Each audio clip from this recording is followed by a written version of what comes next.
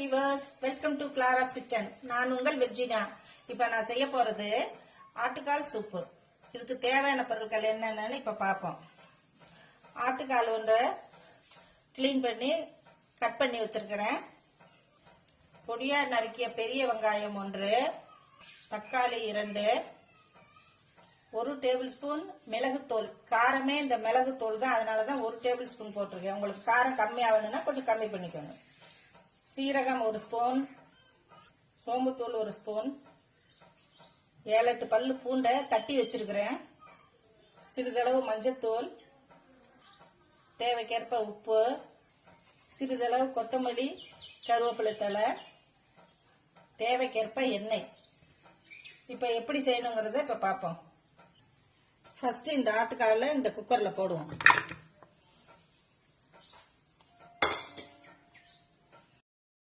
எடுத்து வச்சிருக்கிற பவுடர்லாம் அதில் போடுவோம். மிளகுத்தூள்,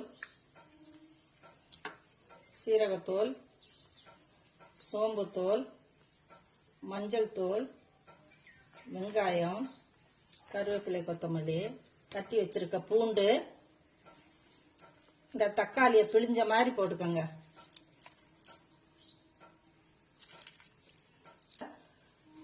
உப்பு,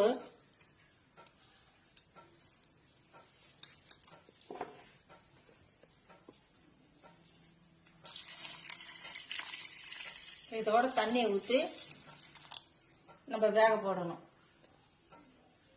இப்போ நான் குக்கரை அடுப்பில் வைக்க போகிறேன். ஃபஸ்ட்டு விசில் ஒரு அரை மணி நேரம் இந்த கால் வேகணும். ஏன்னா கால், குடல் இதெல்லாம் வேக ரொம்ப நேரம் பிடிக்கும். அதனால அரை மணி நேரம் சும்மா வெந்துருச்சான்னு 10 நிமிஷம் 15 நிமிஷத்துல எடுக்காதீங்க. ஒரு அரை மணி நேரம் வச்சா நல்லா வெந்துடும். எல்லாம் ஆட்டுக்காலாக இருந்துச்சுன்னா ஒரு 20 நிமிஷம் இருக்கலாம். கொஞ்சம் ஹார்டாக இருந்துச்சுனாக்கா ஒரு அரை மணி நேரம் ஆகும். அதுக்கு பிறகு எடுத்தீங்கன்னா சூப் ரெடி ஆகிடும். மேலே விசில் வச்சுட்டேன். இது ஃபர்ஸ்ட் சவுண்டு ஒரு அரை மணி நேரம் பொறுத்து இறக்குனா சூப் ரெடி ஆகிடும்.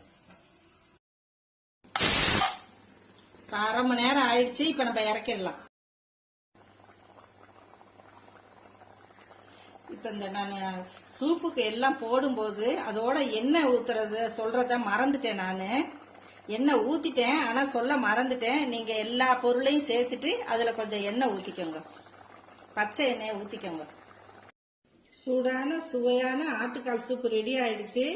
நீங்களும் செஞ்சு பாருங்க, சுவைத்து மகிழுங்கள். இந்த வீடியோ உங்களுக்கு பிடிச்சிருந்தா லைக் பண்ணுங்க, ஷேர் பண்ணுங்க, சப்ஸ்கிரைப் பண்ணுங்க, மறக்காம பெல் பட்டனை கிளிக் பண்ணுங்க.